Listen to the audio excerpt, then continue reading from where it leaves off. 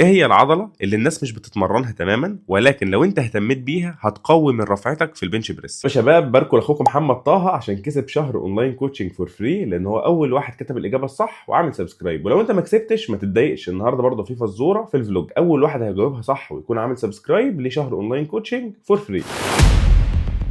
يا صباح الفل، الفلوج السادس من فلوجات رمضان، وانا مش لابس المايك فمش عارف الصوت واضح ولا لا، ولكن في واحد جالي من اليوتيوب ابن حلال كده قال لي بما ان انت بتجرب مساجد التجمع، في مسجد اسمه الايمان، المسجد ده صغير ومستخبي بس هتروح مش هتندم، صلاه ايه وجمال ايه وشيخ ايه وراحه نفسيه ايه. إن محمدا رسول الله، حي على الصلاة حي على الفلاح،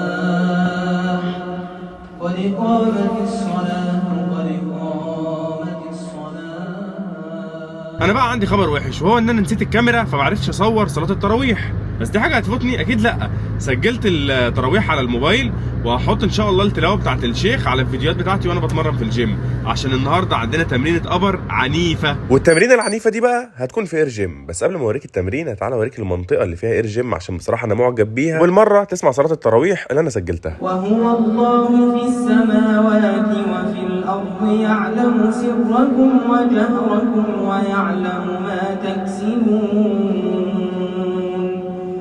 وما تأتيهم من آية من آيات ربهم إلا كانوا عنها معرضين، فقد كذبوا بالحق لما جاءهم،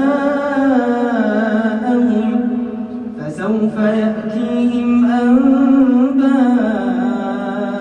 ما كانوا به يستهزئون.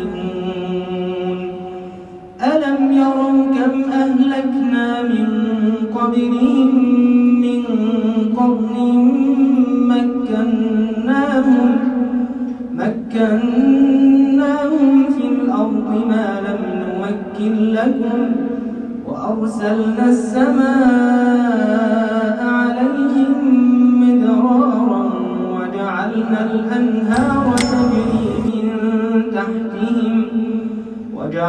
الأنهار تجري من تحتهم فأهلكناهم بذنوبهم وأنشأنا من بعدهم قرنا آخرين.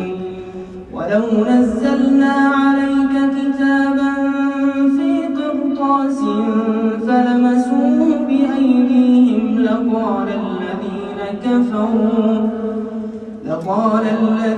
كفروا إن هذا إلا سحر مبين، وقالوا لولا أنزل عليه ملك، ولو أنزلنا ملكا لقضي الأمر ثم لا ينظرون، ولو جعلناه ملكا لجعلناه رجلا وللبسنا عليهم ما يلبسون، ولقد استهزئ برسل من قبلك فحاق بالذين سخروا منهم ما كانوا به يستهزئون. خلصنا تمرين ودلوقتي وقت التحميل. 400 جرام رز بسمتي مع 200 جرام لحمه و20 جرام لوز، عشان نستنى ساعتين بعد الوجبه دي ونروح نجرب مضغوط دجاج، وده لان الواحد رجع مسك دايت تاني فما عندوش حل انه ياكل بره غير رز وفراخ، ده الحل الوحيد. ولكن لما دخلت لقيت قدامي طوابير كتير، وساعتها رجعت في كلامي اديتها واحده سلام عليكم يا رجاله وانا ارجع اكل في بيتي احسن.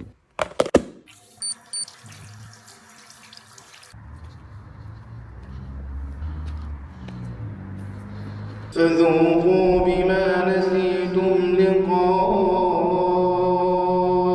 يومكم هذا إنا نسيناكم فذوقوا بما نسيتم لقاء يومكم هذا إنا نسيناكم وذوقوا عذاب الخلد بما كنتم تعملون.